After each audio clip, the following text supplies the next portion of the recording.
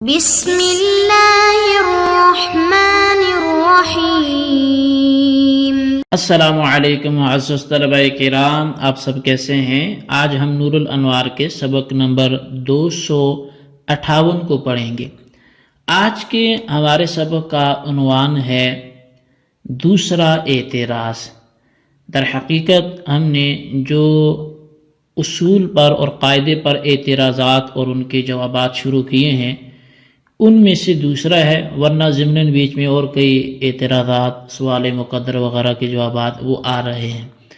تو اب یہ دوسرا اعتراض جمع بین الحقیقت والمجاز کے قاعدے پر ہے، اور اس کی عبارت وَإِنَّمَا يَقَعُ عَلَى الْمِلْكِ وَالْإِجَارَةِ سے شروع ہوتی ہے۔ تو آئیے سب سے پہلے ہم آج کے سبق کی بھی عبارت پڑھ کے اس کا ترجمہ کرتے ہیں، اور اس کے بعد پھر سبق کی باقاعدہ وضاحت کی طرف بڑھتے ہیں۔ مصنف علیہ الرحمہ لکھتے ہیں وَإِنَّمَا يَقَعُ عَلَى الْمِلْكِ وَالْإِجَارَةِ، اور حلف کا اطلاق ملک اور اجارہ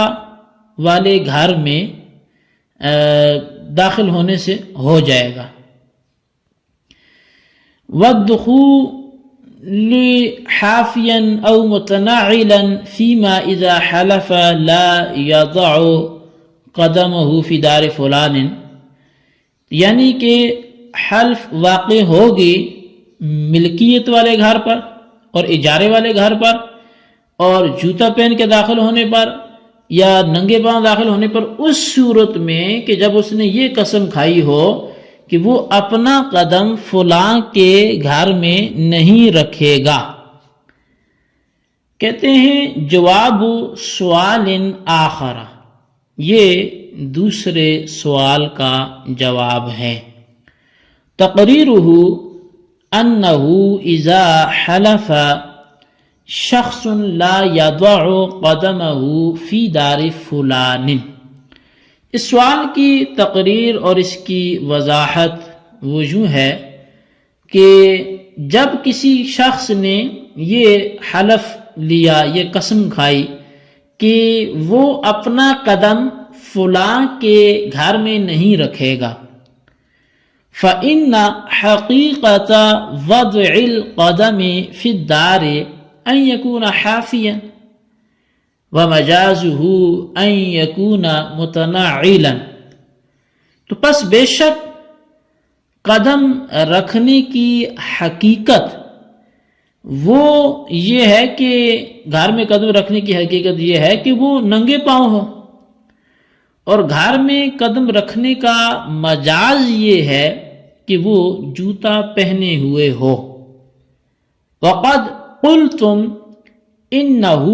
یحنث بکلام الامرین، اور حالانکہ تم نے کہا ہے، یعنی اے احناف آپ لوگوں نے یہ کہا ہے کہ وہ دونوں صورتوں کے کلام سے حانث ہو جائے گا، یعنی وہ ننگے پاؤں داخل ہو یا جوتا پہن کے داخل ہو وہ حانث ہو جائے گا۔ فَيَلْزَمُ الْجَمْعُ بَيْنَ الْحَقِيقَةِ وَالْمَجَازِ،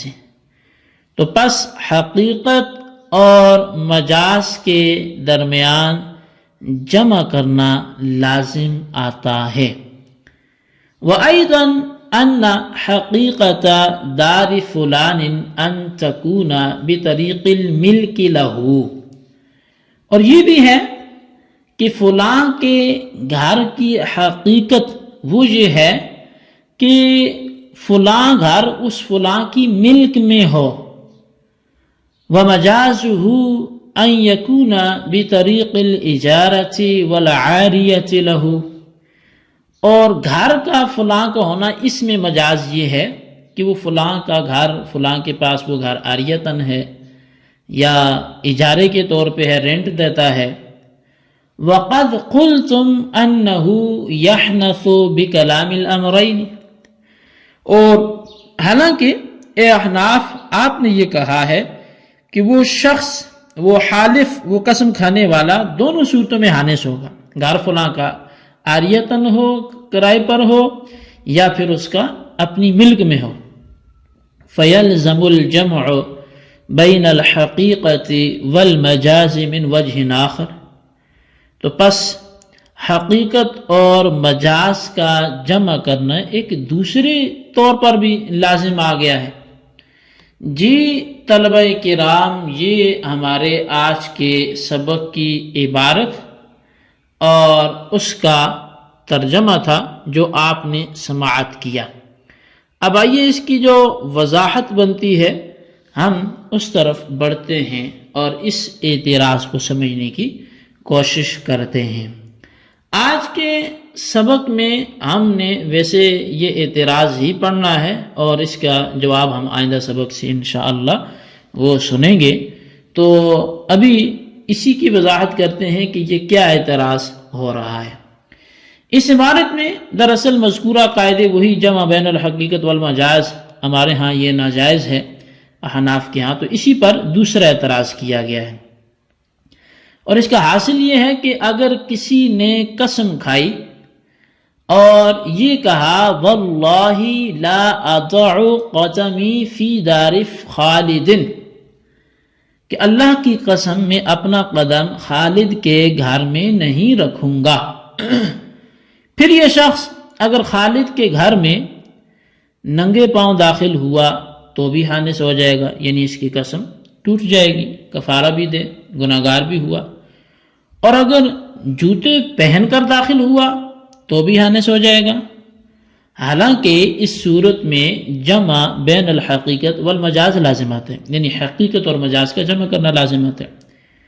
اچھا، وہ اس طور پر آتا ہے کہ گھر میں قدم رکھنے کی حقیقت یہ ہے کہ ننگے پاؤں داخل ہو، یہ حقیقی معنی ہے قدم رکھنے کا، کیونکہ وضع الشیء فی الشیء کا مطلب یہ ہے کہ دوسری شے پہلی شے کے لیے بلا واسطہ ظرف ہو،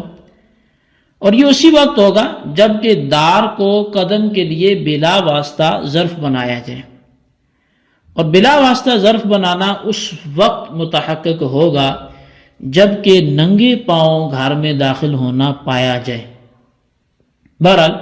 یہ بات مسلم ہے کہ ننگے پاؤں گھر میں داخل ہونا وضع قدم فی دار خالد کی حقیقت ہے، اور جوتے پہن کر داخل ہونا یہ وضع قدم فی دار خالد کے مجازی معنی ہے، کیونکہ جوتے پہن کر داخل ہونے والے شخص سے اگر داخل ہونے کی نفی کی جائے اور یوں کہا جائے کہ یہ شخص خالد کے گھر میں داخل نہیں ہوا اور اس نے دار خالد میں اپنا قدم نہیں رکھا، تو یہ درست نہیں ہو، یہ درست ہے، یعنی اگر یہ کہا جائے کہ یہ شخص دار خالد میں داخل نہیں ہوا اور اس نے دار خالد میں اپنا قدم نہیں رکھا تو یہ درست ہے، اور کسی معنی سے لفظ کی نفی کا صحیح ہونا اس معنی کے مجازی ہونے کی علامت ہے، جیسا کہ مجاز کی شروع بحث میں یہ بات ہم نے کی تھی، گزر چکی۔ تو بہرحال جوتے پہن کر داخل ہونا وضع قدم فی دار خالد کے مجازی معنی ہے، بس آپ کے نزدیک چونکہ، یعنی یہ احناف آپ کے نزدیک چونکہ یہ شخص ننگے پاؤں اور جوتے پہن کر دونوں طرح داخل ہونے سے حانث ہو جاتا ہے، اس لیے آپ کے نزدیک بھی جمع بین الحقیقت والمجاز لازم آتا ہے، حالانکہ آپ کے نزدیک جمع بین الحقیقت والمجاز یہ ناجائز ہے۔ تو اسی مثال میں ایک دوسری وجہ سے بھی سوال بنتا ہے، اور وہ یہ ہے کہ دار خالد کے حقیقی معنی ہے کہ وہ گھر جو خالد کی ملک میں ہو، اس کا ذاتی ہو اور خالد اس کا مالک ہو، یہ دار خالد کا حقیقی معنی۔ اور دار خالد کا مجازی معنی وہ یہ کہ خالد گھر کے پاس کرائے کے طور پہ رہتا ہو، گھر میں رہتا ہو، یاریتاً لیا ہوا ہو، کیونکہ خالد کے مملوکہ گھر کے بارے میں یہ کہنا تو درست ہے کہ یہ گھر خالد کا ہے، مگر یہ کہنا درست نہیں کہ یہ گھر خالد کا نہیں ہے، یہی حقیقت کی علامت ہے۔ پس ثابت ہو گیا کہ خالد کا مملوکہ گھر خالد کے گھر کی حقیقت ہے، اور کرایہ اور عاریہ کے گھر میں بارے میں یہ کہنا بھی درست ہے کہ یہ گھر خالد کا ہے، اور یہ کہنا بھی درست ہے کہ یہ گھر خالد کا نہیں ہے، اور یہ مجاز ہونے کی علامت ہے۔ تو بس ثابت ہو گیا کہ کرایہ اور عاریتاً کا مکان جو ہے وہ دار خالد کے مجازی معنی ہیں، اور آپ احناف یہ فرما چکے ہیں کہ قسم کھانے والا خالد کے مملوکہ مکان میں داخل ہوگا تو بھی حانس ہو جائے گا، اور کرایہ اور عاریۃً لیے ہوئے مکان میں داخل ہوگا تو بھی حانس ہو جائے گا۔ اور یہی تو جمع بین الحقیقت والمجاز ہے، حالانکہ آپ کے نزدیک جمع بین الحقیقت والمجاز یہ تو ناجائز ہے، تو لہٰذا آپ جمع کر بھی رہے ہیں اور اس کو ناجائز بھی بول رہے ہیں، تو ایسا کیوں ہے؟